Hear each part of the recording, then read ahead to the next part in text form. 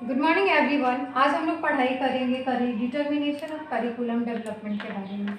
मैं इसके पहले आपको करिकुलम डेवलपमेंट की बात कर चुकी हूँ, बता चुकी हूँ। और मैं बताऊंगी कि करिकुलम डेवलपमेंट की जब हम बात करते हैं तो कौन कौन से उसके बेसिस होते हैं, कौन कौन से उसके डिटर्मिनेशन फैक्टर होते हैं जो करिकुलम डेवलपमेंट के लिए ज़रूरी होते हैं।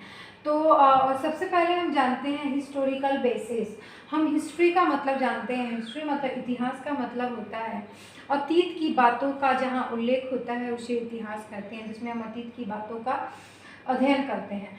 तो इसमें हिस्टोरिकल बेसिस किस तरह से हमारी मदद करता है। जब भी हम करिकुलम डेवलपमेंट बनाते हैं तो हम हिस्टोरिकल बेसिस के आधार पर पहले की जो चीज़ें होती हैं, पहले की जो पाठ्य सामग्री होती है, उसके आधार पर हम ये निर्णय लेते हैं कि हम पहले जो हमने गलतियां कर चुके हैं उस गलतियों को हम फिर दोहराए नहीं। अर्थात इसके कारण हिस्टोरिकल बेस के आधार पे हम जो गलती होती है उसका पुनरावृत्ति नहीं होती है। तो इस तरह से हिस्टोरिकल बेस के आधार पे अगर हम करिकुलम डेवलपमेंट करते हैं तो हमारी शक्ति और समय दोनों की बचत होती है।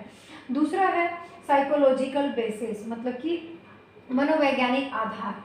जब भी हम करिकुलम डेवलपमेंट या करिकुलम की बात करते हैं तो मनोवैज्ञानिक आधार को हम बहुत ही महत्वपूर्ण फैक्टर मानते हैं, क्योंकि जो लर्निंग प्रोसेस होता है उसमें साइकोलॉजिकल बेसिस बहुत इंपॉर्टेंट होती है। साइकोलॉजी, बच्चे की साइकोलॉजी, बच्चे का इंटरेस्ट, बच्चे का एटीट्यूड, बच्चे का एज, बच्चे का मेंटल एबिलिटी, बच्चे का मैच्योरेशन, ये सब का निर्धारण करके टीचर का साइकोलॉजी से लेके बच्चे की साइकोलॉजी, हर लोगों की साइकोलॉजी पे हम ध्यान देते हुए करिकुलम का डेवलपमेंट करते हैं। तो ये साइकोलॉजिकल बेसिस जो होती है, मनोवैज्ञानिक आधार, बहुत इंपॉर्टेंट चीज़ है। उसके बाद हम चलते हैं फिलोसफिकल बेसिस यानी दार्शनिक आधार।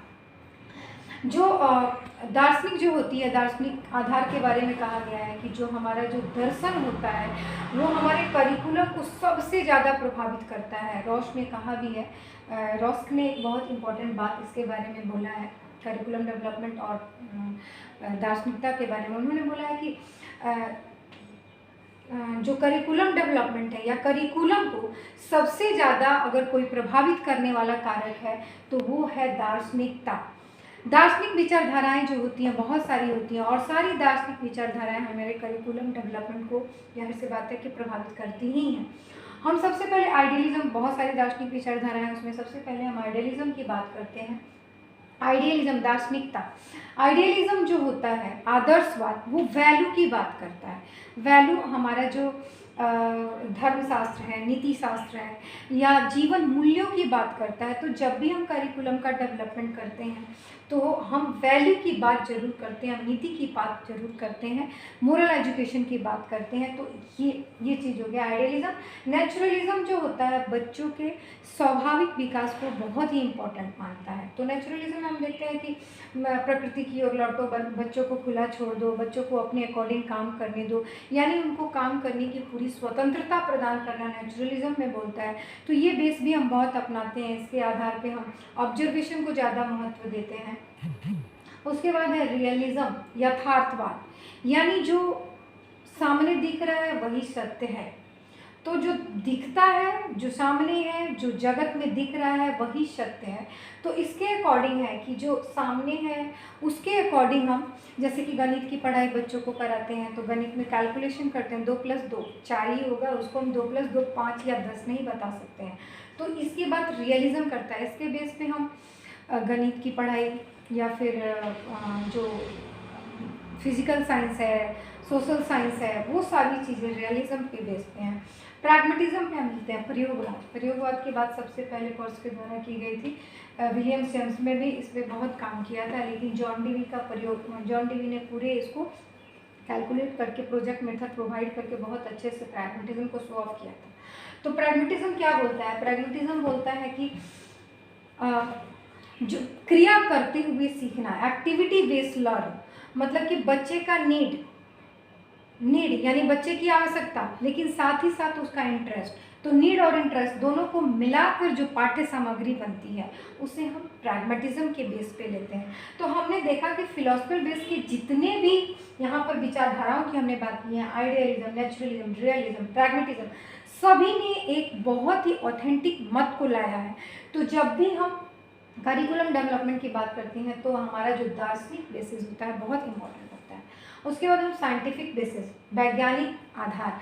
देखिए, अब आजकल के ये में हम लोग प्रत्यक्ष ज्ञान को बहुत इम्पोर्टेंट मानते हैं, तो बच्चों के अंदर साइंटिफिक टेंडेंसी को डेवलप करने के लिए इस तरह के साइंटिफिक बेसिस पे जो सामने दिख रहा है, प्रैक्टिकल वर्क करते हुए सीखना, ये सारी बेसों को साइंटिफिक बेस पे हम मानते हैं। उसके बाद है कल्चरल, चूँकि मनुष्य एक समाज है, मनुष्य जो होता है एक संस्कृति में रहता है और संस्कृति की चीज़ें उसको बहुत ज़्यादा प्रभावित करती हैं। तो संस्कृति के भी वैल्यू जो होते हैं, वैल्यू जो भी रिलेटेड होते हैं कल्चर से, उसको भी हमें करिकुलम डेवलपमेंट में शामिल करते हैं। उसके बाद सोशियोलॉजिकल बेसिस जो होता है, समाजशास्त्र। समाजशास्त्र की बात अगर हम करते हैं तो समाजशास्त्र में देखिए सबसे पहले होता है कि चूँकि मनुष्य एक सामाजिक प्राणी है और विद्यालय जो होता है समाज का लघु रूप बोला जाता है। तो जब भी हम कोई करिकुलम डेवलपमेंट की बात करते हैं, जब भी हम करिकुलर डेवलपमेंट की बात करते हैं तो जो समाज की नीड होती है, समाज की आवश्यकता होती है, जो बच्चे का पारिवारिक पृष्ठभूमि होता है, बच्चा भी समाज में रहता है, जो शैक्षिक आवश्यकता है, सबको हम सोशियोलॉजिकल बेस पे भी लेके, शैक्षिक बेस पे भी लेके चलते हैं, तो हम इसको भी नहीं नकार सकते हैं। तो ये भी एक बहुत इंपॉर्टेंट चीज़ है, क्योंकि हम बोलते भी हैं कि विद्यालय जो होता है समाज का लघु रूप है, तो हम इस तरह की बात करते हैं। तो ये करिकुलम डेवलपमेंट यहाँ पर भी बहुत इंपॉर्टेंट है। अब जैसे समाज का नैतिक मूल्य हो गया, समाज की आवश्यकता हो गई, बच्चा जो है उसकी पारिवारिक पृष्ठभूमि हो गई, इकोनॉमिक कंडीशन हो गया, सारी चीज़ों को हम लेते हैं। तो हमने डिटर्मिनेशन ऑफ करिकुलम डेवलपमेंट की बात की है। यहाँ मैंने एक चक्र बना के उसके चारों तरफ सॉल्व कर दिया है। इस तरीके से लिखने से भी बहुत अच्छा ये मार्क्स करेगा। अब देखिए, हिस्टोरिकल बेसिस है, साइकोलॉजिकल बेसिस है, फिलोसफिकल बेसिस को हमको 4 भागों में बांटा है। फिर साइंटिफिक बेसिस मैंने आपको बताया, वैज्ञानिक आधार, सांस्कृतिक आधार और सोशियोलॉजिकल बेसिस जो हमारा सामाजिक आधार का मेन है। तो ये चैप्टर कंप्लीट होता है। Thank you so much.